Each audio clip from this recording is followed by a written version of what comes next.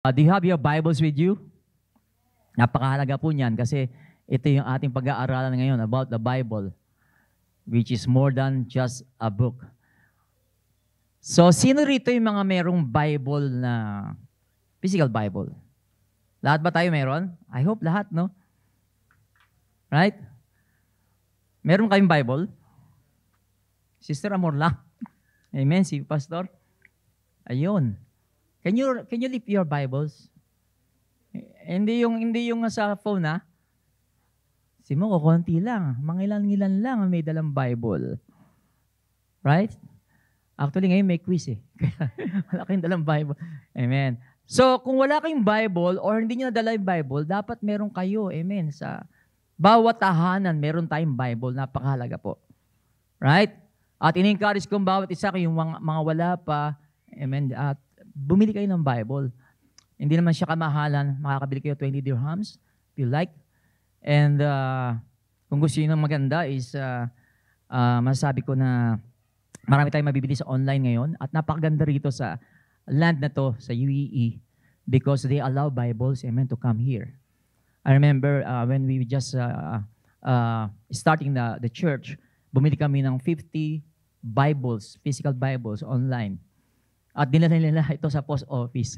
Actually, nung pinunta ko sa post office, isang sako. Isang sako talaga, literal, isang sako. At sabi nung nandoon sa post office is, ano ba yan? Sabi ko, Bible. Pero hindi nila ako pinigilan at parang siya sabi niya, paki-ano na kasi malaki eh. Naka doon, isang sako. Yes, sabi ko, Lord, napakapalad naman namin sa bansa na to. Amen. That we can purchase Bible freely at walang restriction about that. Unlike any other place na kung saan alam natin, Bibles are restricted sa kanilang bayan. And huwag natin sayangin yun, amen. Because talagang napakaganda, amen, itong Bible that indeed is, yan ang title natin, The Bible More Than Just a Book.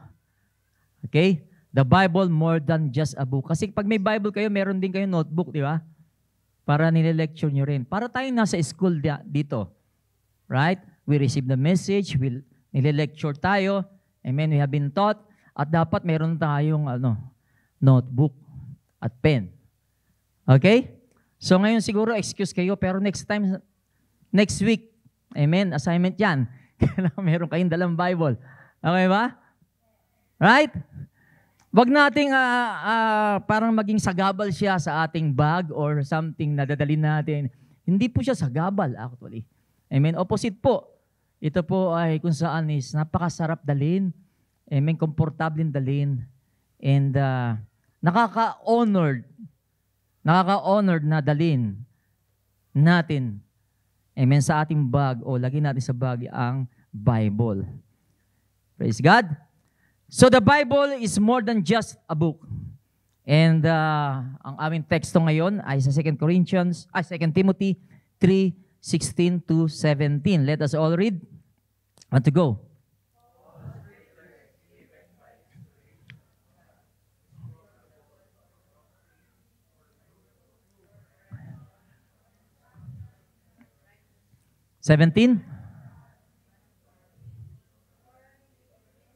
Babasa niyo ba? Praise the Lord. So, purihin ang Panginoon sa pagbabasa ng kanyang salita. So, dito pa lang makikita natin na what is the Word of God. The 2 Timothy or the book of the letters to Timothy by Paul is masabi natin is yung letter na to was written by Paul while he was in prison. Okay? Kaya dito sa chapter 4 niyan, sabi niya, I have finished the race, sabi ni Paul. I have kept the faith because ito yung time na kung saan nireveal na sa kanya that he will be executed. And he wrote this epistles or letter to Timothy, who was a young pastor of the church in Ephesus, para encourage siya and to instruct him and how he will pastor at church. Kaya ito yung isa sa sinasabi niya, yung kahalagahan ng Scripture. Okay? Nakita natin sa verse 16, that the Bible is more than words. It is the living voice of God. Yung sinabi dyan, all is Scripture. What is Scripture? Pag tinignan niyo sa dictionary, Scripture, ibig sabihin is a collection of writings, collection of books. Amen? And the Bible is a Christian book in which masabi natin is sacred to us, ang Bible, and we can say also that the Bible is the best-selling book of all time. Alam niyo ba yon? The Bible is the best-selling book of all time. Ayon sa Guinness Book of Record, it estimated na meron ng 5 million copies that was distributed in physical Bible na kung titingnan niyo yung mga susunod na mga best-selling books or sumunod sa best-selling book na Bible is napakalayo po ng distansya. Amen? Ng mga copies na na-print at na-distribute. Amen? Wala pong kaparis talaga ang salita ng Panginoon or ang Bible na sabi natin. So what we can say is, sabi ni Paul, all Scripture is inspired by God or inspiration by God. Sa NIV version, sabi, it is God's breath. Yun daw. He breathed out in yung word na in-speak niya. At we can say that God watch and direct the human writers or authors to write the Bible, and ginamit ni Lord ang sumulat ng Bible is around 40 authors ang sumulat ng Bible, right? Na kung saan in a period of 1,500 years. Amen. Nung sinulat ni Moses the 5 first books was around 1,400 BC nung sinulat na yun. Titingnan natin from Genesis. At kung titingnan natin Revelation na sinulat naman ni John, ni beloved John, is he wrote this book, Revelation, around AD 90. So ganun, makikita natin ng Bible is really amazing na ginamit ni Lord ang mga human authors, amen, according to yung writing nila, yung styles nila, yung personalities nila, para i-record ni Lord yung exactly what God intended para likhain ng Bible or mabigay sa tao ang Bible. Yung Bible hindi po siya dinictate ni God, amen, sa human being or sa tao, kundi it was perfectly guided and perfectly inspired by God. Yan po ang Biblia. So sabi nga dyan, all Scripture is divinely inspired by God. He breathed it out. It has a divine origin. And we can say it is the breath of God. That's why we trust the Bible. Amen, as a Christian. So kung ikaw ay Christian, mananampalataya, is napakahalaga po na kung saan tayo nagbabasa ng kanyang salita sa araw-araw. Okay, nag-study tayo, minememorize natin Bible, minemeditate natin siya. E ngayon is masabi natin, yun dinideposit natin sa ating puso at sa ating isipan, at kung saan ito yung pinamamuhay natin, ito yung pinipreach natin ang kanyang salita. At because the Bible is the Word of God, who is the truth. He is the Word of truth, and absolute truth. Hindi lang truth, kundi absolute truth. Pag sinabing absolute, it is completely or pure. Yung truth na yun. Perfectly, completely pure. And I believe that every word of God is the word of truth. And we can see here how from heaven to our hearts, God speaks to us, because it has a divine source from the mouth of God. Sabi nga sa salita ni Lord sa Isaiah, every word that proceeds from your mouth shall not return void. Shall not return void. But it will accomplish the things in which why you have sent it for your purpose. Iyon po, kung ano man lumalabas sa bibig ng Panginoon, ito po ay meron layunin sa atin, sa mga nakakarinig. Amen? At para matupad ang kanyang layunin, ang kanyang kalooban sa buhay ng bawat isa. Sinabi rin ni Jesus when He was tempted in the wilderness, nung tinempt siya ni Satan, make this stone bread, sabi ni Jesus, man shall not live by bread alone, but by every word that proceeds from the mouth of God. Alright? And Jesus also said, heaven and earth will pass away. Mawawala ang lahat na ito. But my word, sabi ni Jesus, but my word will remain forever. I hope wala sa ating ma-miss ang amazing and awesome hallelujah book na ito, sapagkat tunay nga ito isang mapa natin as a Christian. Amen. We are in this world journey, at ito yung mapa natin, ang salita ni God. At ang mapa na ito, ang nag-guide sa atin ay walang iba kundi ang Holy Spirit. Siya ay mapa at mayroong Holy Spirit na nag-guide sa atin. Nag-empower sa atin maintindihan ang salita ni Lord. At ito'y maintindihan lamang ng mga born-again Christian or those who are born in the Spirit. Yung natural man will not understand the things that are spiritual. Amen. Sabi sa Corinthians. Kaya ito ay masabi nating spiritually discerned. At by the grace of God, binibigyan niya tayo ng understanding, binibigyan niya tayo ng power to apply it in our lives. So from heaven to our hearts, and the Holy Spirit is the one who is unpacking to us, amen, the hidden treasure, the mystery of God, the God-breathed truth to us, in Jesus' name.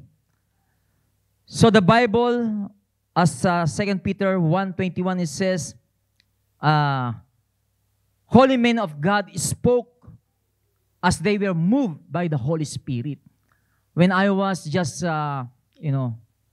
starting to read the Bible, actually, nung una, doubt pa ako kasi meron akong thinking na marami daw nagbabasa ng Bible na nasiraan ng bait. Narinig niyo ba yun? Kaya ba ayaw niyo basahin ng Bible? Ano pa? Sabi, ang hirap daw maintindihan, hindi mo maintindihan ng Bible. So yung nag-hesitant ng marami, na ayaw basahin ng pag-aralan ng Bible, inisip nila, yun nga, mahirap intindihin. But then, kaya napaka-importante ng physical Bible kasi sa aking testimonya ng buhay ko, nakilala kong Panginoon dahil nakakita ko ng Bible doon sa bed ng aking kasama o roommate ko sa Taiwan. Amen. Nakita ko siya, physical Bible. Napunta rin yung mata ko, sabi ko, why not try to read the Bible? At yun nga nangyari, hiniram ko yung Bible niya at humingi ko ng permiso na pwede ko bang basahin yan? Kahit wala ka, sabi niya, yes. He's a Christian. And siya yung naging brother ko in the faith. At ngayon actually pastor na rin siya, katulad ko. And amazing talaga when I started the Bible, is really na-mesmerize ako sa salita ni God. Amen. Sa unang pagbasa ko, sabi ko, wow, ito pa rin Bible na iniiwasan kong basahin. Pero it's amazing. And up to now, I still see it in awe and wonder. Itong Bible. Napakasarap niyang basahin. Tunay nga sinabi sa salita ni God na para siyang honey in your mouth. Sweeter than honey in your mouth. That's why the Bible says, taste and see that the Lord is good. Right? Taste and see. Kailan ma-experience natin to? Amen. Na tayo mismo maka-experience. Ano ba yung lasa? Ano ba itong goodness na to ng salita ni God? Sino dito nagbasa ng No Limit Anger? Ha? Naintindihan niyo ba? Okay. So, No Limit Anger was a novel by Jose Rizal na most Filipinos pinag-aralan natin to, di ba? Hindi ko na maintindihan, ma-recall yung istorya ng No Limit Anger. But then, kung merong isang tao na hindi nakabasa ng No Limit Anger, sabihin niya, Huwag niyong basahin No Limit Angry kasi hindi maganda yan. Terrible book. Walang katotohanan. Meron ba siyang karapatang sabihin yon? Wala, di ba? Kasi hindi man niya naman nabasa. Okay, hindi niya naman na-experience. Hindi niya naintindihan kung ano nakasulat doon. Siguro narinig lang niya sa ibang tao, huwag mong basahin No Limit Angry.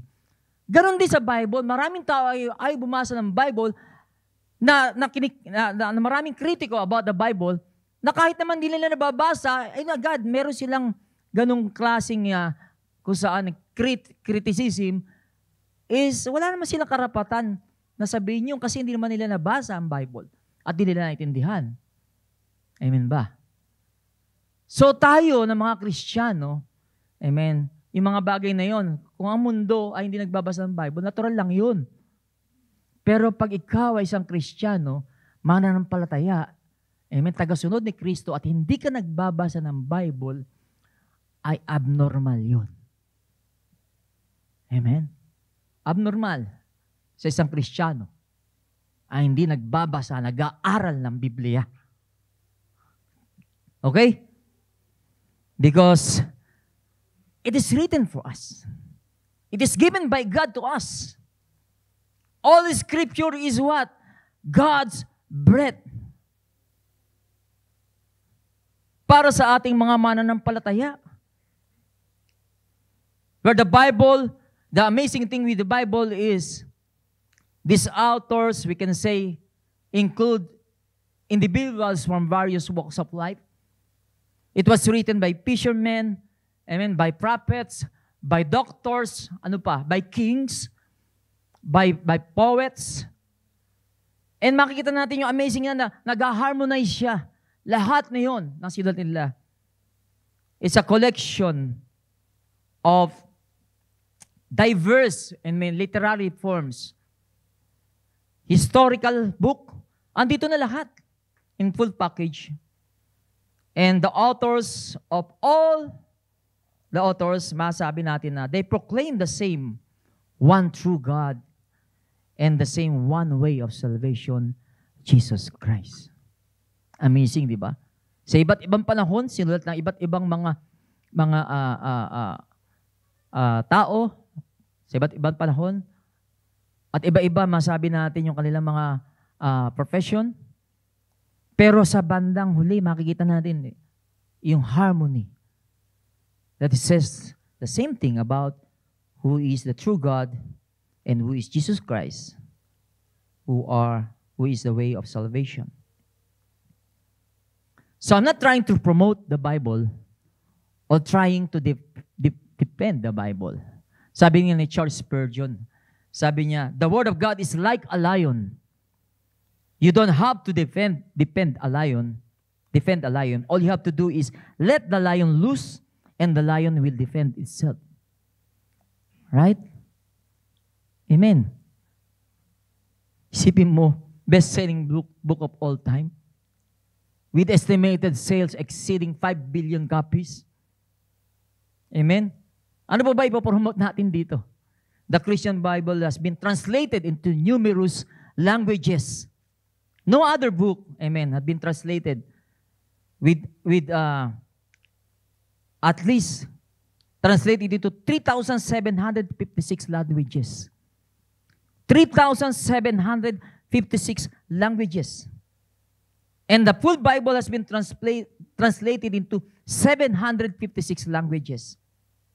The New Testament into 1,726 languages, and portions of the Bible into 1,274 languages. So we can say that the Bible is translated so that it will be accessible to all people, right? And available for global audience. That's the Bible. And you know what? Still, when I was reading that figure, it was, recorded November 2024. And Christians are still trying to translate the Bible because there is still 1.5 billion who don't have access to full Bible in their mother tongue. Right? Kung nahirapan kayong magbasa sa English, mayroong Bisaya, mayroong Ilocano, Tagalog. Amen?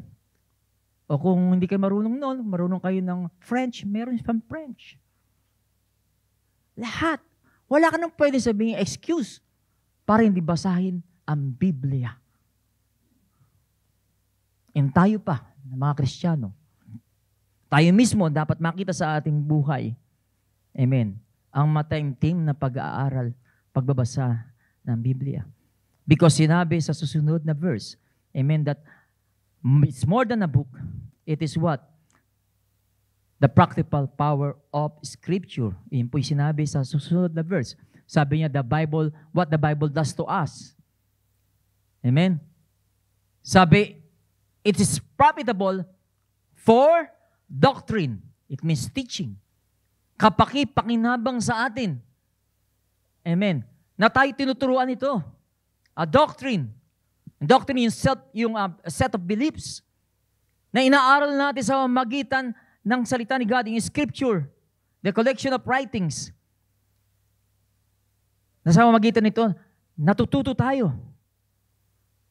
Right? Natututo tayo. At ang maganda sa salita ng Panginoon is meron tayong teacher, ang Holy Spirit. Yung iba yung mag-aral ng Bible kasi walang napupuntang pastor para mag-Bible study sila. Actually, on your own, you can study the Bible. Right? Because the Holy Spirit is the one who will teach you. He is the ultimate teacher. Yes, hindi natin sa pera yung mga binigyan ng gift of teaching, of preaching the Bible. Pero on your own, you can learn and understand. Amen. The Word of God. Amen. Naranasan ko po yan. Na hindi ako agad na nag-Bible study on my own when I started reading it because He knows, nakita ni Lord yung desire ko. At nandun siya. Sabi ko, bakit pag nagbabasa ako, parang may kausap ako? Hindi ko pa alam about the Holy Spirit. But then sabi ko, parang sa sarap ng pagbabasa ko, parang may kausap ako sa aking pagbabasa. Hindi ako nag-iisa. Naranasan niya ba natin yun? Amen. Amazing. The Bible is amazing because what it does to us is, kung may mga mali sa buhay natin is, the Bible is profitable. Amen. For rebuke. To correct us. And what else? To train us. To instruct us to righteousness. Sa ating journey na to, sa paglalakad natin sa mundong ito. Amen. As a Christian, it is impossible sa atin matapos natin ang race na to, ang journey na to without God. Kailangan natin siya. Kailangan natin ang gabay niya. Yes? Because we choose the narrow gate, the difficult way that leads to life. At kung tayo lang, hindi natin kaya mag-pass. Amen. Sa narrow gate na to at difficult way na to on our own. Kaya binigay niya sa atin ng Holy Spirit. Binigay niya ang salita niya sa atin na kung saan darating panahon na matatapos natin yung race na to. Amen? That is set before us through our faith. That's why kailangan napakahalaga ng trust. How can you trust somebody na hindi mo kilala? Right? How can you love somebody na hindi mo kilala? How can you have, the deep relationship with somebody na hindi mo sila kilala ng malaliman?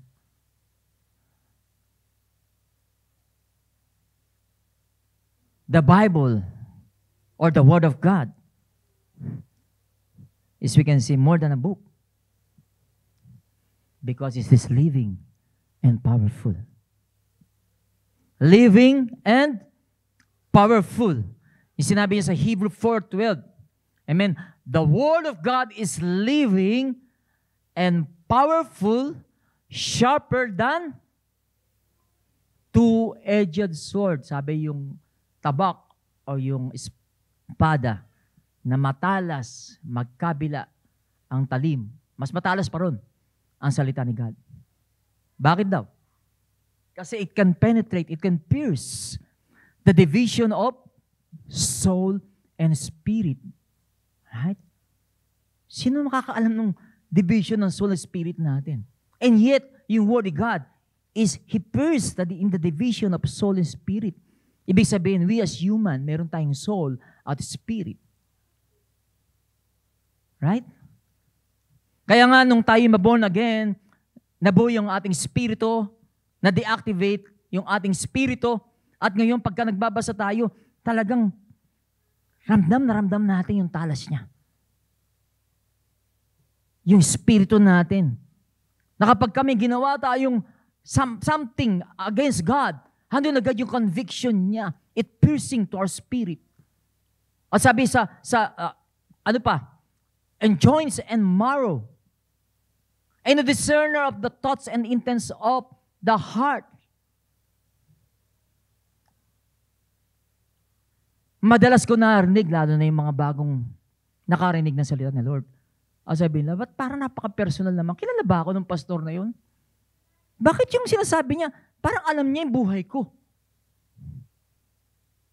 Right? Praise God. Kasi siya ay living and powerful. Buhay siya at makapangyarihan.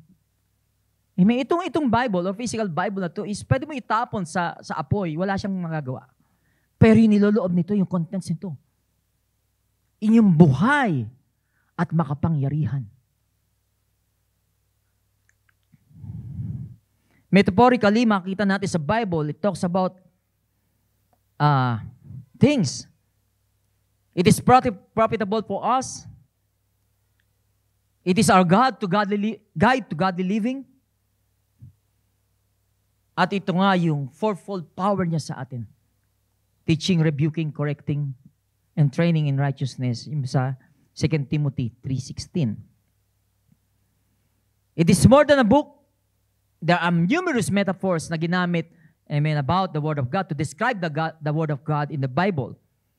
Including sino nakakaalam mga metaphor na ginamit sa Bible? Misa, di ba, ang tawag sa kanya ay bread. Amen. Ano pa? Seed. Right? Yung parable ni Jesus about the seed. The seed is the Word of God. So as bread, it gives us nourishment. Ginagamit niya yan.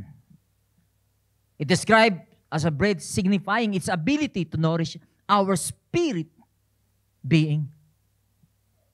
To nourish us, to sustain us, because this is the food of our soul, our spirit, ang Bible.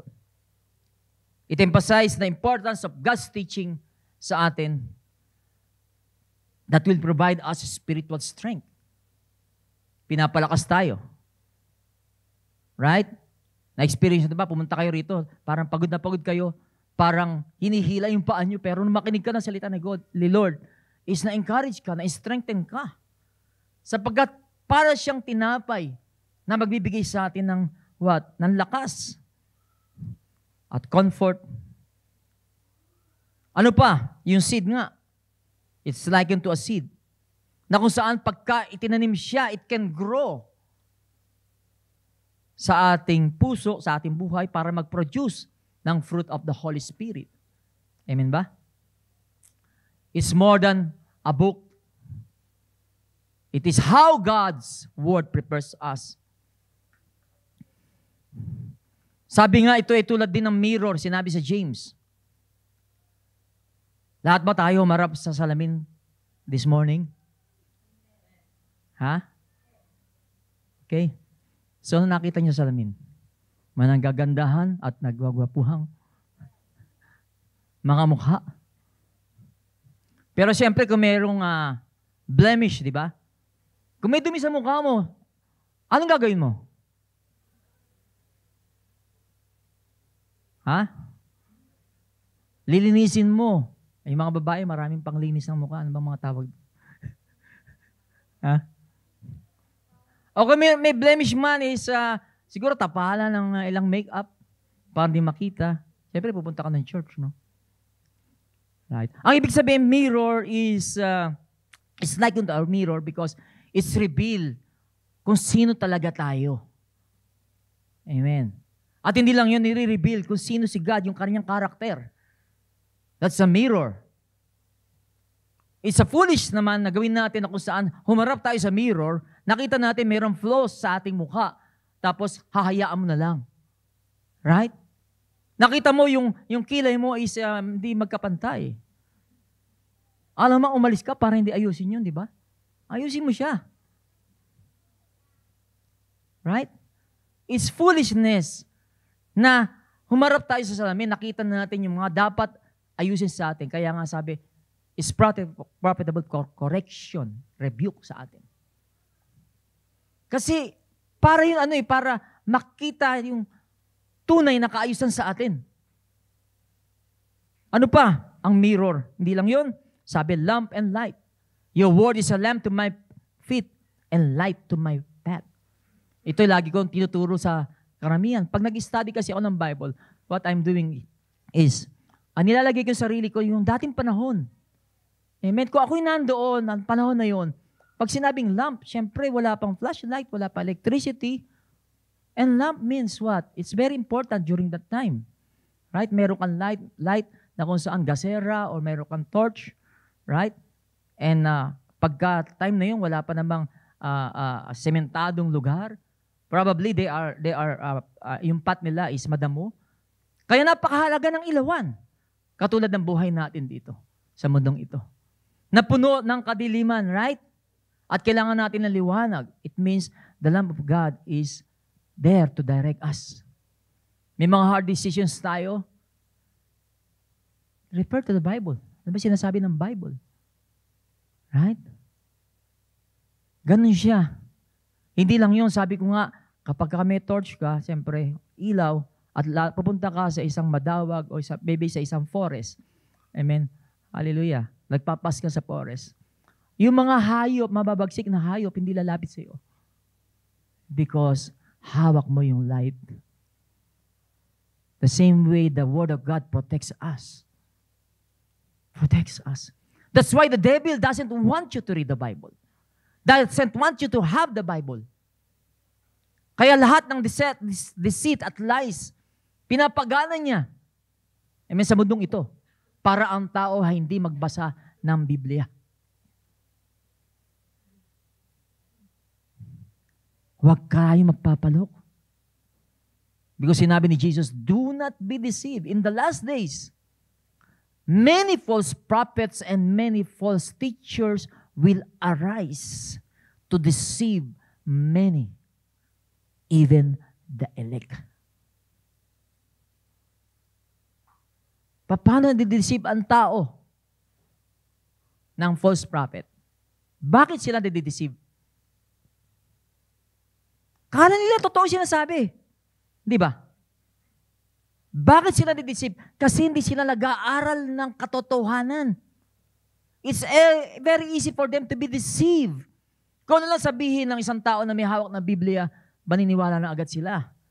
Kahit na out of context, at hindi yun ang meaning na sinasabi ng salita ni God, is ang dali nating maniwala. Amen. And sabi nga, Satan, what? Nagpapanggap siya sa angel of light. Hindi, ibig sabihin, nakakorbata, naka-Amerikana siya at may hawak na Bible, maniniwala ka na yun ay tunay na teacher or tunay na nangangaral ng salita ni God. Kailangan din, kaya yung sinasabi sa inyo, huwag niyo agad akong paniwalaan. Kung may notes kayo dyan, isulat niyo yung pinag-aral natin at pagdating niyo sa bahay, aralin ninyo. Baka mamaya, hindi totoo yung sinasabi ko. Lumapit kayo sa akin. Pastor, unbiblical naman yung tinuro mo. Wala yun sa Biblia. Lagi ko kayong tina-challenge. Dahil ganun ako, nung bago-bago pa lang, pastor, nakita ko Amerikano. Ang galing mangaral. Unang-unang church ko, meron agad akong doubt.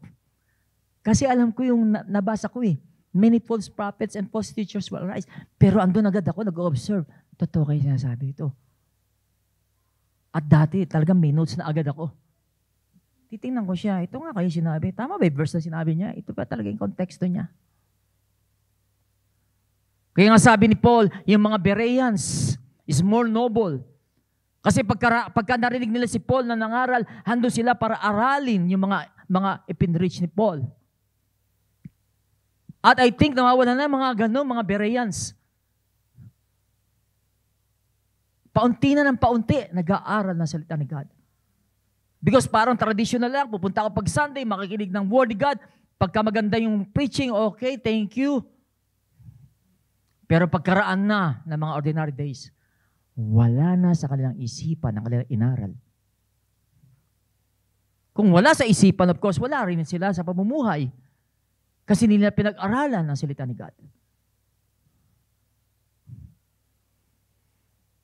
Kaya tunay sinabi ni Jesus, do not be deceived. In the last days, many false teachers will arise, and false prophets. 2025, sino na rito nakatapos na basahin ang kanilang Biblia? Kahit isang beses lang. May nagtaas na ng kamay.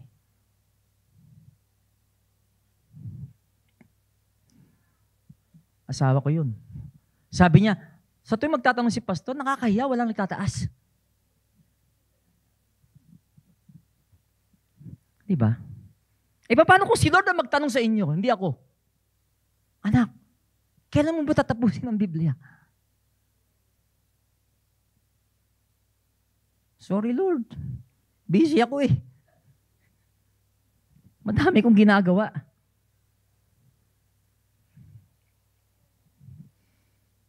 It's a lamp and light. Sinabi ng rain and snow is living. Buhay, para buhayin tayo. To energize us, to strengthen us. And it's powerful to destroy the works of the enemy. Kaya sinabi, it's a sword. The word of God is like a sword, two-edged sword. Sinisignify dito yung ability, to destroy, to kill, to divide, to defend believers against the enemy.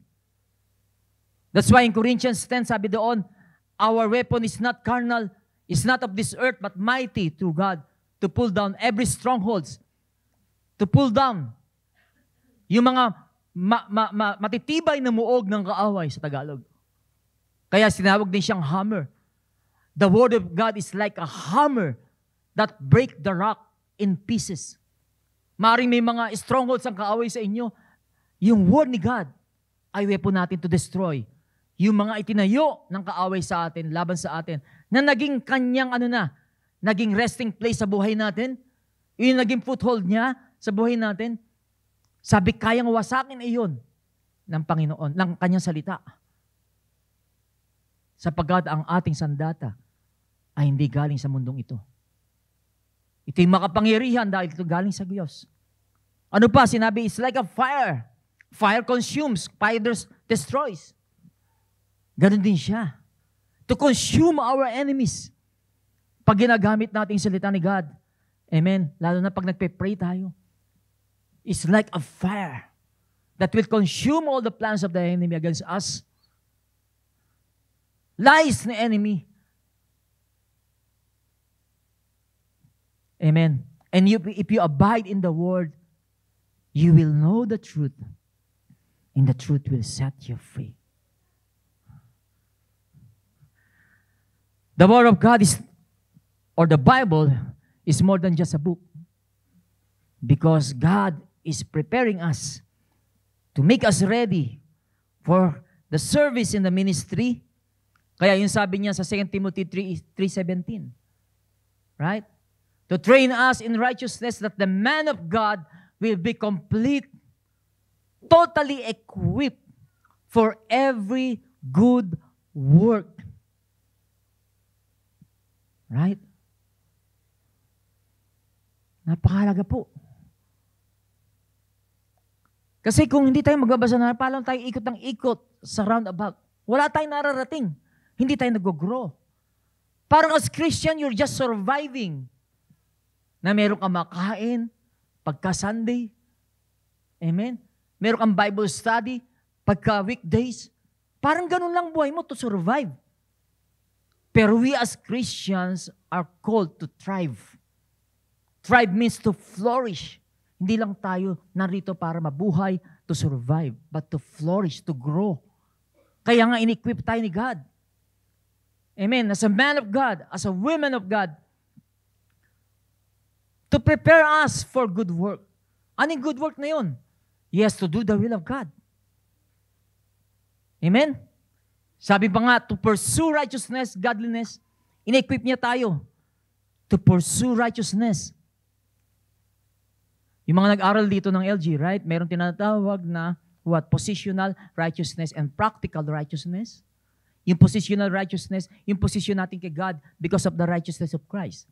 Pero as Christians, we are sanctified by the Holy Spirit. We are set apart by the Holy Spirit. Pinipurify niya tayo na kung saan, para sa atin magkaroon tayo ng practice to practice righteousness.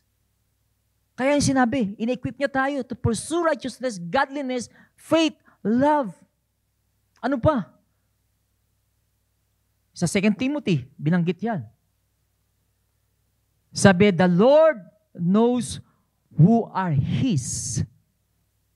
Yun po yung solid foundation ni God that is very sure that the Lord, God, knows who are His. And if you name the name of Christ, if you call yourself to be a Christian, sabi doon, yung name ni Christ, dinadala natin, anong sabi? Depart from iniquity. We need to live a life of holy. At kung tayo lang din natin kaya. Amen. Napakaraming temptation sa mundong ito. At nung tayo maging born again, marami tayong mahal sa mundo.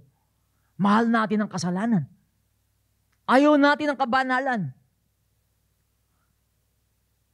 Pero dahil sa salita ni God na pinapurify niya tayo, kaya sinabi lang siya is water. Tulad siya ng tubig that cleanses us. So tingnan niyo kung kayo hindi nag-aaral ng salita ni God, ang dami ninyong namimiss. Napakadami. Napakasarap ng buhay, Kristiyano. Dahil laki kang lumalakad, amen. Dala ang sandata. Dala ang living and powerful Word of God na ating pong dapat binabasa sa araw-araw. Kaya maglaan tayo ng oras para pag-aralan ng salita ni God. Kung kayo ay bago pa lang, hindi ko naman pinupush kayo nyo, magbasa agad kayo ng 1 chapter, 2 chapter araw-araw. Maglaan kayo kahit 10 minutes. Magkaroon ka ng personal devotion. Right? At kayo mga ama na narito, may mga anak kayo. Kayo dapat ang una maging discipler ng pamilya ninyo. Huwag niyong iaasa sa church.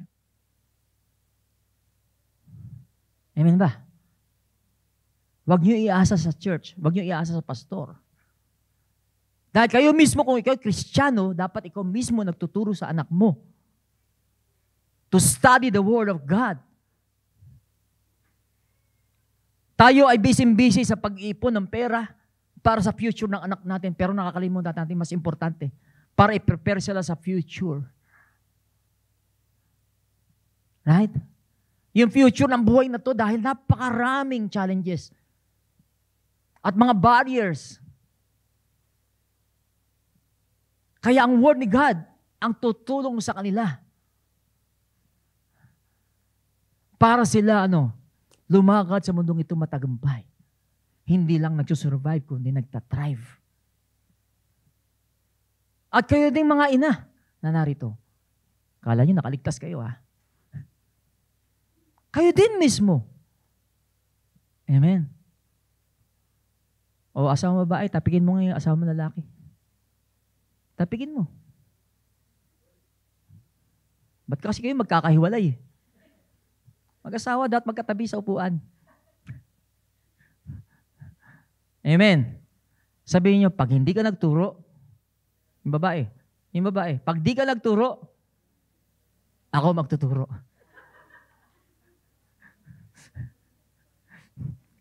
Right? O yung mga anak na narito. Amen. May mga tatay at nanay kayo na Kristiyano. Sabihin niyo sa magulang ninyo, mag-aral naman tayo ng salita ni God.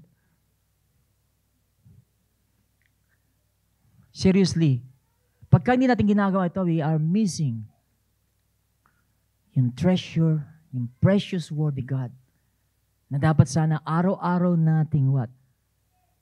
Natatagpuan. So precious dahil ito mula, amen, sa bibig ng ating Diyos. It prepares us to what? To be useful for the master. Sabi doon, in a house, there's not only vessel of gold, but also vessels of wood and clay. Some vessels for honor and some for dishonor. And if the Christian or some of the person cleanses himself from dishonor, amen, he will be sanctified.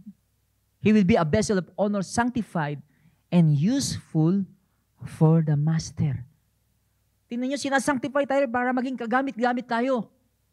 Kanino? Sa church? Hindi. Para sa ating Panginoon. Kagamit-gamit tayo sa Kanyang mga kamay. Kaya nga sabi, now you are the light of the world in His hand.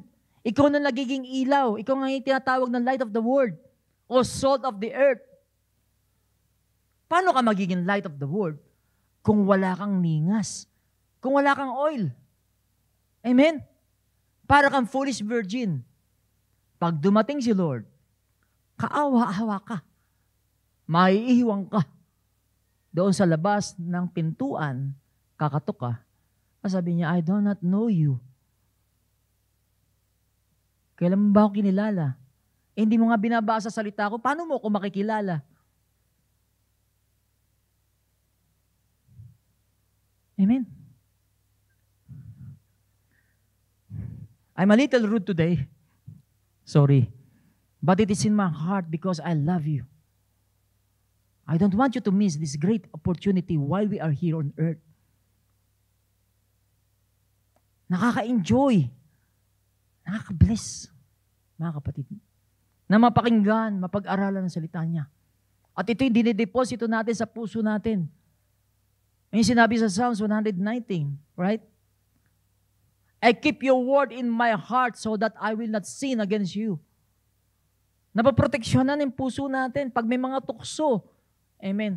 Ang Holy Spirit magme-remind sa atin ng word niya para hindi tayo magkasala. Para ma-overcome natin temptation. Kaya as long as we can, let us keep the word of God in our heart. Study it, memorize it, meditate on it.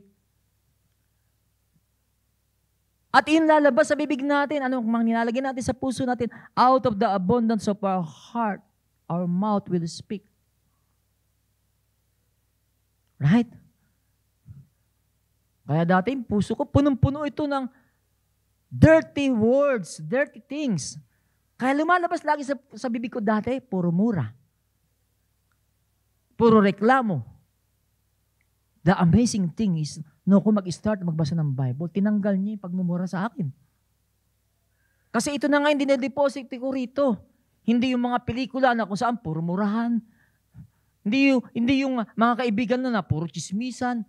Yun na lang ang dinedeposito mo sa puso mo. Diba? Pero kung Word of God is very safe, mga kapatid. It's very safe. Pinoproteksyonan niya yung puso natin, isipan natin. At lumalabas dito yung language ni God, ang kanyang salita. And we as a church, we need to speak the same language. Amen ba? Praise God. To equip us. Because the Bible is for Christians. Para sa atin ito. Para sa ating buhay Kristiyano. That we may be ready for service. This is how God's Word prepare us. Ito yung tools natin for transformation, gaya ng sinabi ko. Binabago niya ang ating pananalita. Pag marami tayong nakadeposit dito na salita niya. Yes, I know it's not easy. I'm still struggling how to memorize the Bible. But at least we need to strive to put an effort to do that.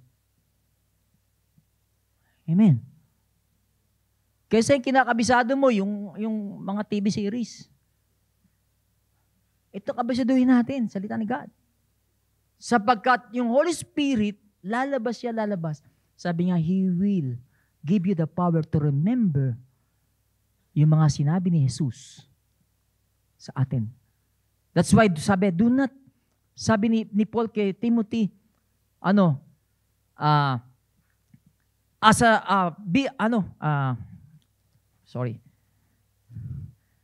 a worker of God, sabi doon, present yourself, be diligent to present yourself, be diligent to study the Word of God, that you may what?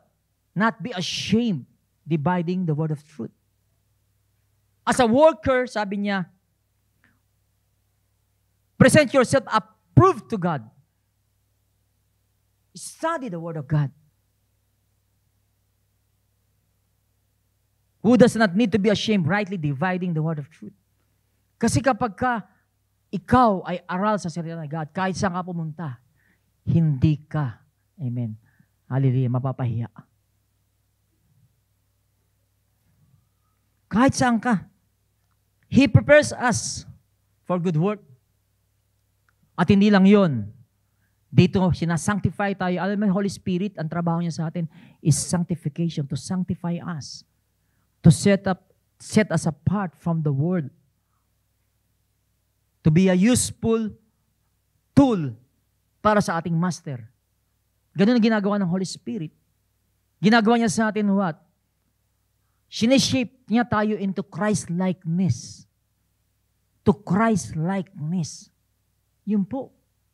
Hindi yan para, pag marami na akong alam para makipagdebate. Hindi po yun. Yun po sinabi mismo ni Paul. Amen. Nasabi niya, remind the church before the Lord not to strive to words of no profit that will ruin the hearers. Iba kasi, ang galing magdebate, pero yung mga nakakarinig, na-overthrow yung faith nila. Yung mga nakakarinig naman, hindi man nag-aaral ng salita ni Lord. Gusto nilang makarinig ng debate. Mostly kasi ngayon, ang mga theologians, ang kanilang focus is yung mind, hindi yung heart. Napaka-importante po yung heart. Kaya sabi ni Paul dito kay Timothy, avoid, shun, profane, idling, words, bubbling words, because it will increase to more ungodliness. Sabi sa 2 Timothy 2, again, sinabi niya, amen? Avoid foolish and ignorant disputes, knowing that they generate strife. Binigay sa atin ni Lord yan for a purpose na kung saan gamitin tayo ni Lord to sanctify us. For every good work to do the will of God. Okay, to remind everyone, hindi tayo na-save because of good work. Amen? Hindi natin ginagawa ito para mapunta tayo sa heaven. Dahil kung ikaw ay mananampalataya, kung ikaw ay narito sa church ito, alam mo, amen, ang way of salvation. That we are saved by grace through faith, not of ourselves. It is a gift of God, not of works that anyone should boast. But God prepared us to do good works. Sabi niya last time, di ba? Last Sunday, we are God's workmanship. Isa tayong obra maestra ni God, kinreate niya through Christ Jesus. There's one way in Genesis sinabi, we are created in the image of God. Pero tayong mga Christian, iba. Amen.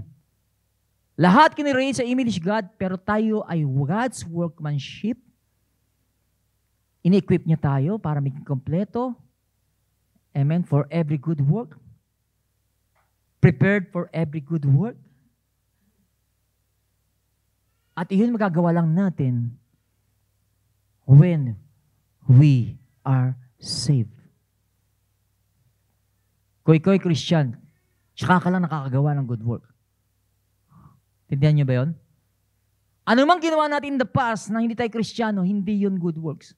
Dead works. Wala tayong good works. It's all dead works. Kasi spiritually dead ka eh. Paano ka gagawa ng good works? Pero ngayon as a Christian, we are called to do good works. We are prepared to do good works. Amen. And Christ Himself, or the Holy Spirit Himself, is the one who help us to produce the fruit of the Holy Spirit in us. Hindi po tayo nagpo-produce ng love, ng peace, ng joy, ng faithfulness, amen, ng goodness, ng gentleness, ng self-control, kindness. Hindi. Yun po yung work ng Holy Spirit sa atin para mag-produce tayo ng good, ng fruit of the Holy Spirit. So can you imagine, yung plano ni God sa atin, na-imagine nyo ba? Yung plano ni God sa atin, napakaganda. Huwag nating hadlangan ang mga plano ni God sa atin sa pagiging tamad na mag-aral ng salita niya. Kasi pag tinignan mo, kung magiging ano ka, kapag ka tayo ay, what? Ay nag-study ng Word, nagbasa ng Word, nakinig ng Word, nag-memorize ng Word, nag-meditate ng Word, in-apply natin yung Word. Amen. At pagka nangyari yun, sino may bibigyan ng glory? Si God. Diba? Si God. Amen. So in a way, it's a kind of worship natin sa Kanya din. It's a kind of worship because we trust in Him. When you are reading and studying the Word of God, it means you are trusting Him. You want to know Him. Amen? Wow. As a vessel of honor, fit for the use of a master, prepared for every good work. For us to be fully equipped. And it's more than a book, mga kapatid. Because it is the eternal Word. It says in John 1, alam po natin yan, in the beginning was the Word, and the Word was with God. And the Word was God. He was in the beginning with God. All things were made through Him. Sino yung Him? Yung Word. Sabi, without Him, nothing was made that was made. Kung hindi nagsalita si God, hindi magagawa. Lahat ng yun. Kaya nga sabi, let there be light. Amen. Let there be a firmament. Let there be what? Earth, division ng waters, above waters and below waters. Na nagkaroon ng seas, nagkaroon ng land. Amen. At yun nga, yung greater lights, the sun, the lesser light, yung moon. Lagi yung sinasabi, let there be light. And He said, it is good.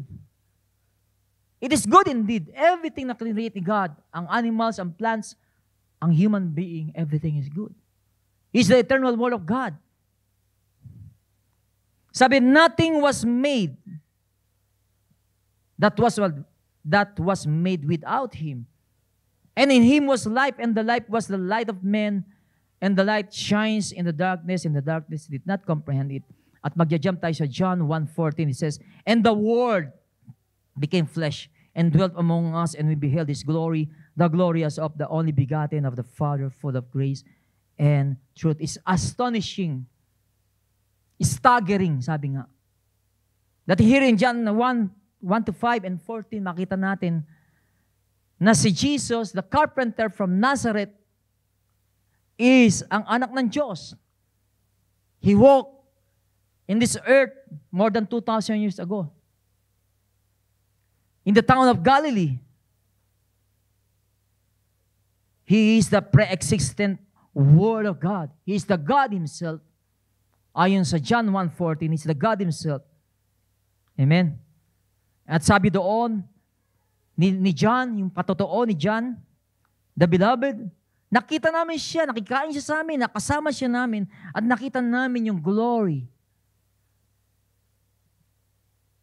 and truth. The begotten of Father, full of grace and truth. So in glory and speaking the truth, for He Himself says in John 14:6, I am the way, the truth, and the life. Si Jesus mismo yung truth. This is the word of truth. He is the Son of truth. The Holy Spirit is the Spirit of truth. God is the God of truth. And when you say truth, sabi ko nga kanina, absolute truth. Absolute. 100%. Perfect, complete, pure. Yan po'y binabasa natin. Yan po'y pinag-aaralan, narinig natin ngayon. Yung katotohanan, dalisay, kompleto, perfecto, lubos, absolute. Amen. And nowadays po, ang mga tao, sinasabi wala nang absolute truth. Yes, sa mundong ito, walang absolute truth. Naniwala ba kayo doon? Pero dito sa libro na to, sa book na to, mababasa natin yung absolute truth. Because God, it is impossible for God to lie. Lahat ng sinasabi niya ay katotohanan. Amen. Know the promises of God because it speaks truth to you and me. At God, His final word is the one that matters. What God says is what matters.